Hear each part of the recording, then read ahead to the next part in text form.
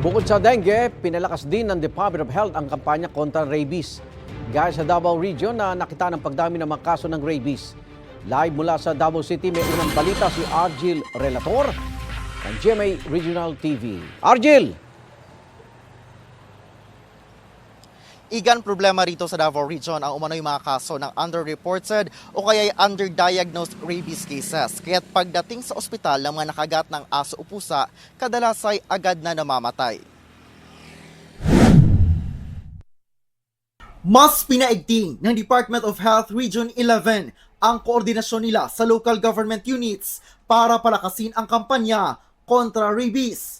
Naaalarma na raw ang ahensya sa pagtaas ng bilang ng mga namatay dahil sa rabies. Sa taong 2024, nasa 36 ang namatay. Mas mataas ito kung ikukumpara sa bilang ng mga namatay dahil sa rabies noong 2023 na nasa 24. Nasa mahigit 120,000 naman ang animal bite cases noong 2024. Ayon sa DOH, meron ng 1 million pesos na pondo para sa bakuna kontra rabies ngayong taon.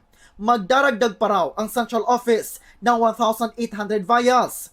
Pero hindi na raw ito sapat dahil sa tumataas din na bilang ng animal bite cases. Inutos tong si Secretary na yung ating mga regions at ating mga LGUs mag-coordinate dahil tutulong din ang region at saka national government para paibsan yung pangangailangan sa rabies vaccines. May instruction siya na kung kaya ng mga budget natin ay punan natin, nagpag-augment tayo. Hinikayat ng DOH ang pet owners na maging responsable. Nakita natin, di ba?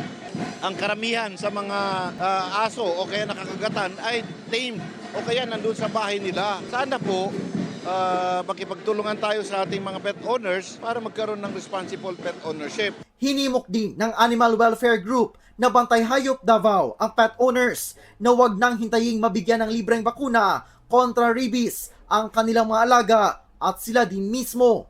You have to prioritize it. It's anti-rabies vaccine. Do not wait for rabies to come to your household. Kasi yun yung mas importante yung safety, security ng pets and then ng household.